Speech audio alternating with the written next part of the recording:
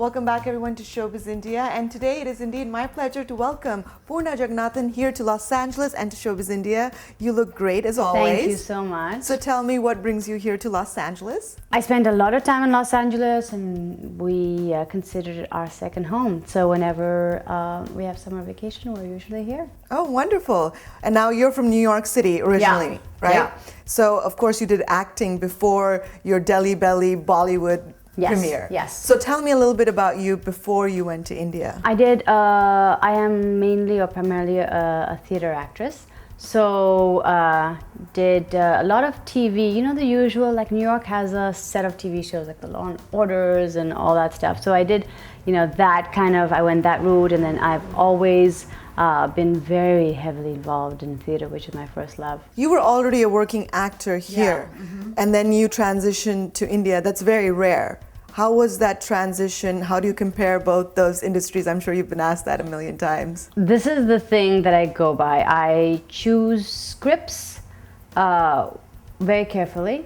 I choose directors and production houses very carefully. It's a huge investment to do a movie in India. You know, it's of time, of energy, of everything. So I just want to go into projects eyes wide open as much as possible. So the production houses that I've so far worked with, which is with Amir Khan's production house and with Karan Johar's, are so up to par with international standards. So that transition between, you know, people ask me all the time, is the American very different from the Indian?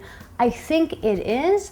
I think there are a few production houses and a few directors who just know what they're doing and will take care of stuff. So it's been a very easy transition in terms of just work ethic wise. Now theater's coming up in India as well. Yes, Do you exactly. watch any theater in India while you're there? I do. I think it has a long way to go to be as robust as, say, a Broadway play here. Not in terms of musical and all that, it's just in terms of majority of the theater might be amateur theater more than kind of totally professional theater. Now let's talk about Delhi Belly. Yes. How did you come about to audition for the role? I was just in India for a wedding. I was just there for a 2-week vacation, and our common friend, me and Kalpa's common friend, a guy called Arjun Bhasin, who did the costume for Life of Pi and numerous other films. He had said, hey, I'm doing costumes for this movie. I think there's a part for you in it. So I went in the next day, I auditioned, and it is a rare thing when you pick up a script. Just, you know, the scripts that you get at auditions are 3 pages long. They're not the entire script, but I was reading the pages that I got, and they were perfectly written. And the humor was not over the top. It was just that subtle, beautiful humor that is so rare to find. So I had a great audition, and then it just, you know, it took a couple of months to confirm, but it happened. So really it was serendipitous, huh? Complete serendipity. That's literally the word I use for it all the time. It's a fabulous film, first of all. It's funny. You can see it again and again, and very different Quentin Tarantino-like film. Isn't it? No, yeah. The writer is hugely talented, a guy called Akshat Verma, and he kind of kept saying lock, stock, and smoking barrel. That's the kind of the imagery in terms of edit and the vibe that he wanted to go for the film. When did you realize the actress in you? I think I was always very attracted to it. When I was 5, I met this actress called Suhasini Maniratnam, who was so delightful and so amazing. We went to an ambassador, and her windows were rolled down, and people were leaning across into the ambassador, and she was giving autographs, and I went to set, and I don't know, she herself was so beautiful. And I remember she had a crying scene when I was visiting, and she cried, and I was like, who is this woman? What is this thing that's happening? And then I didn't meet an actor for another 20 years, I think, you know. But it was that experience that was just, it just always stuck with me. How difficult is that for those out there who are aspiring actors, the time when you are going through the struggle? What keeps you inspired? You know, I think you can't, you know, acting is one profession where you can be like a doctor one day, and then you can wake up the next morning and say, I'm going to be an actor, and you can just call yourself an actor, you know. It's not, you don't need a degree, you don't need anything. But I think there's a certain peril in that. I think the rigor it takes to be an actor is sometimes underestimated. It takes a lot of work.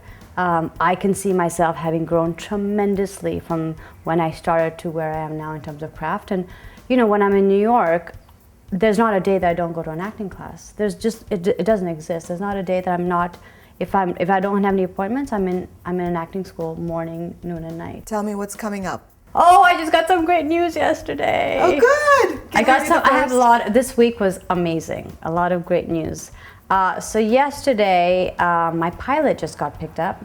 Which one is that? It's called Criminal Justice. Yes, that's great. It's wonderful. Congratulations. Thank you. I'm so happy. It's an HBO pilot. It's a cast led by James Gandolfini, and it's with obviously James, Riz Ahmed from Reluctant Fundamentalists, Payman Moedi, who plays my husband from A Separation, and me, and it's and Bill Camp.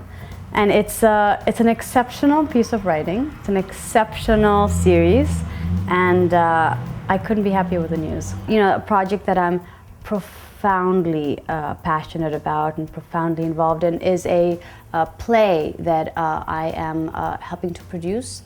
When the rape in Delhi happened, I was, you know, I think like everyone else, I'm sure that... The gang rape. Yeah, the gang rape in Delhi and her death. The shockwaves, it was devastating globally, you know, and especially as an Indian woman, it just hit home hard, and I was living in India, you know, at that time. So it was impossible to digest. There's no other word for it. It's not like we got through it. It was an impossible event. And so born out of the rape that happened in Delhi, I invited a playwright to come and workshop something in India. I just felt like as soon as the rape happened, there was an amazing, for the first time, I felt like a lot of silences were broken. Women started like every day in the newspaper, every day in Facebook, every day in blogs and Twitters, women were coming out with their own stories of sexual violence, of assault, of harassment, molestation, which is an epidemic in India, but it's kept so under wraps. It's like the dirtiest secret of the country, you know. Right. So a play that is born out of that is happening. We are premiering in London. We go into rehearsals June 1st, so it's a testimonial play. So there's 7 actors on stage telling the audience about their own stories. So it's us telling the audience about our own lives and our own stories. And so we rehearse that in June and July. We premiere in London in July, and then we are in Edinburgh for a month. For the Edinburgh Fringe Festival with one of the centerpiece theatre plays. Sounds profound. Yeah. And what is it going to be called? It's called Nirbhaya, which is her alias. Her alias, exactly. Yeah. And Nirbhaya means fearless one. Yeah. And so we kind of have that name because, you know, this project is totally about being fearless in terms of confronting the truth and confronting our truths and confronting what needs to be done for, you know, this country to heal. Let's talk about your upcoming film in Bollywood. I have a really small and wonderful part in it, though. The director Ayan Mukherjee is like a brother. He's amazing and beautiful, and Ranbir Kapoor is truly, I mean, what I call him is, I call him a prince. There's no other word for it. He is truly a magnificent human being. Ranbir also was one of the first investors in the play, Nirbhaya, and the movie is joyful, and it will, it's beautiful, and Ayan has done such an amazing job. I'm so proud of him.